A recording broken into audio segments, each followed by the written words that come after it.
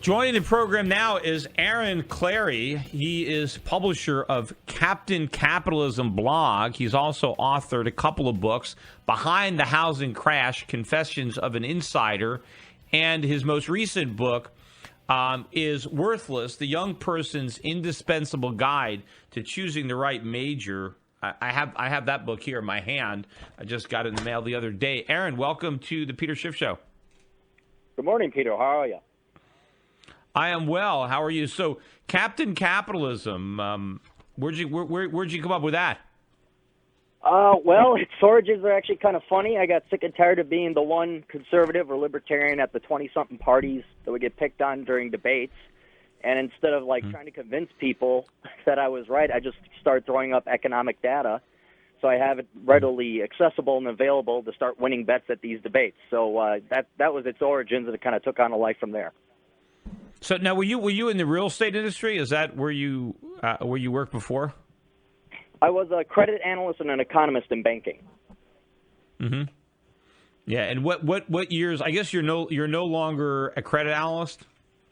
Correct. No, I got out of banking no more than 6 months ago. I made my money, and now I'm done. I live off of blogging and sleeping in. Yeah. How long were you there? Banking about 15 years. So graduated from college back in '97, and. So you were there throughout all of the dumbing down of the lending standards and all of the actions championed by the government and the Federal Reserve that help inflate the housing bubble. Did you issue any warnings before the bubble burst, or was it kind of an after the fact tale of what happened from the perspective of an insider? No, it was ground floor. The reason, I was in a very pivotal position because you're the credit analyst, so your job is to take in the financial statements and make a judgment call and analyze as to whether or not these projects, these loans are going to be worthwhile making. And the numbers were just not adding up. Not to mention, I'm sure you're familiar with Robert Shiller, some of his research as well. I've been following him beforehand and had been studying things like price-to-rent ratios, looking at collateral values and saying, look, these housing prices, even if they go down by 5%, we're going to be underwater on these things. Our collateral value, it's not going to be able to cover the loan. So I knew it was going to be happening before the actual crash. The trick was, of course, everybody was making so much money on commissions and kind of put me against odds with bankers and managers. So that's where the insider aspect of the book comes. Yeah. And your most recent book, what made you decide to tackle the topic of college degrees? I don't know, did you happen to see the video that I did in New Orleans on talking to college grads? Oh, yes, absolutely. I linked to it. It was great. What made me write the book was that, the housing bubble was one thing, but this education bubble, it's almost personal because it's such a scam that they're running on these kids. You got these kids graduating with $100,000 in debt sometime for something that is not going to increase the wage that they can command. And so you want to talk about real victims. It's these kids who are being sold a bill of goods by big education, and these. Well, sometimes it's not just the kids. A lot of times it's the parents that pay for it too. So the whole country is getting hammered by this. Right. And so when all is said and done, these kids' lives or their parents' lives are crippled. And, if push comes to shove, I'm afraid it's going to be the taxpayer on the hook one more time for other people's mistakes. I think the similarities between the housing bubble and the college bubble are just so enormous that only a bureaucrat couldn't connect the dots. I mean, the whole myth, the myth of the housing bubble was that everybody needed to own a home, that you get rich by owning a depreciating asset, because in reality is a house depreciates. It wears out. It becomes dated, antiquated. Things fail. I mean, houses have to be maintained, and they cost a lot of money. I mean, if people really wanted to get rich, they would rent. They would spend as little money as possible on housing so they have more money available to invest and grow a business or create real wealth. But the lie that was sold to the American public was the road to riches lies in taking money and buying a house. I mean, they'll say that the biggest asset that the average American has is his house, and that's a shame. A shame that your largest asset is one that depreciates. People should be investing for retirement, not blowing all their money on a house. But that was what the propaganda of the housing industry, supported by the government through the tax code, was that everybody had to have a house. And it's the same BS when it comes to a college degree, that every American needs to get a college degree, that's your ticket to wealth, a college degree and a house. And it doesn't matter how much you pay for that degree. It doesn't matter what you major in. You just need that stamp. And once you got that degree, well, then the red carpet's going to roll out and you're on Easy Street.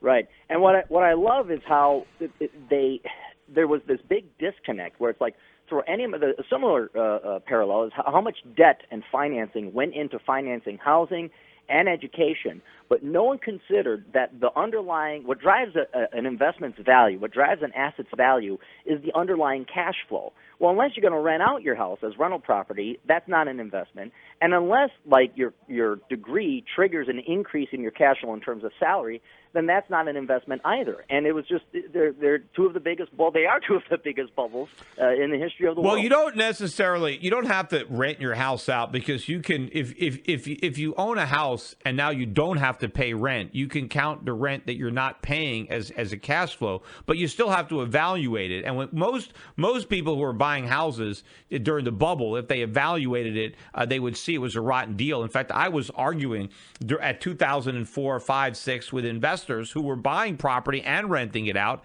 and losing money in the process. They actually had negative cash flow, but they still thought they were making an investment because they thought the asset would appreciate despite the fact that it was losing money. So they were just looking for the bigger fool.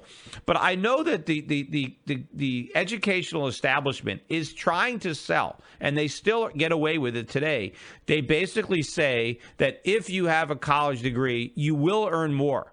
And they still try to sell it as an investment because they say, here's your lifetime earnings. You spend this money from when you're 18 to when you're 22. You spend $50,000, $100,000 and take 4 years of your life. But then over the course of the rest of your life, you're going to earn like an extra $1 million. So they do try to put it in those terms, although I think it's a bunch of BS. I think it has more to do with biased statistics than legitimate return analysis. Right. If you look at that claim, it is true, but they're using a mean average. And what ends up happening is a lot of these people who get bachelor's degree end up going and making the lion's share of that income. So they'll become the Bill Gates or whatever of the world.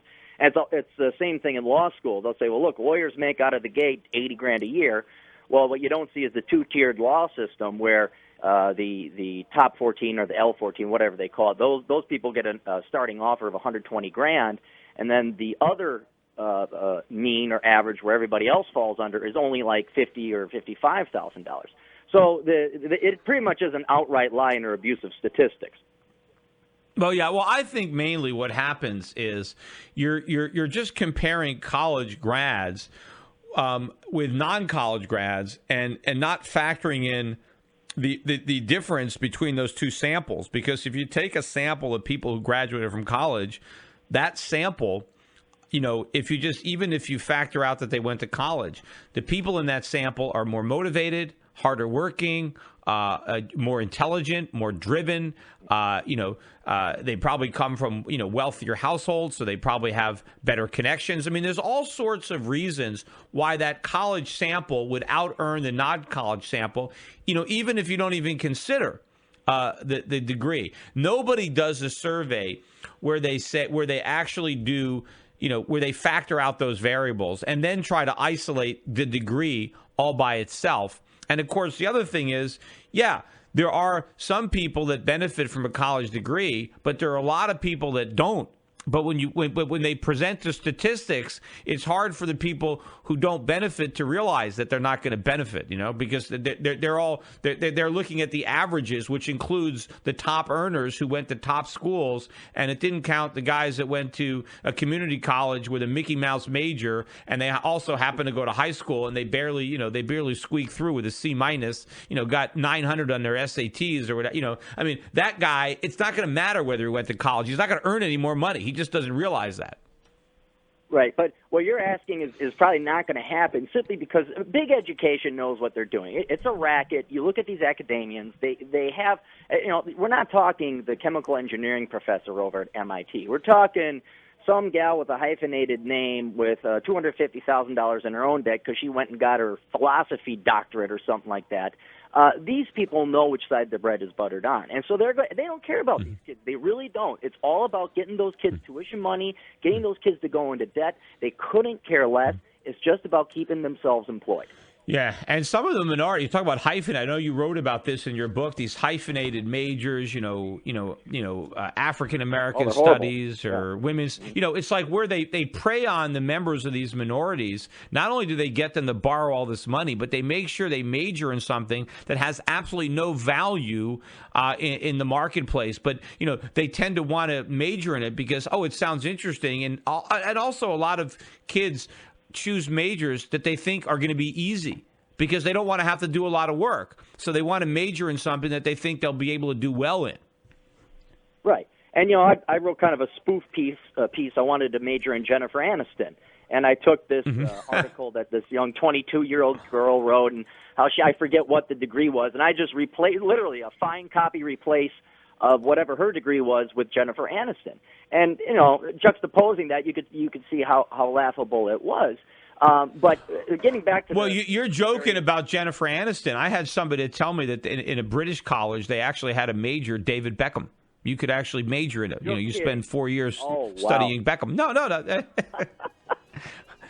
But yeah, I mean, so sometimes life imitates art, or the other way around, or truth is stranger than fiction, whatever your expression is. But we got a break. I'm going to talk more about your book, in particular, some of the most worthless degrees that are out there. We'll talk a little bit about the fiscal cliff and all the BS that we're getting on the air from all the politicians on that topic. So we'll be right back. Don't go anywhere.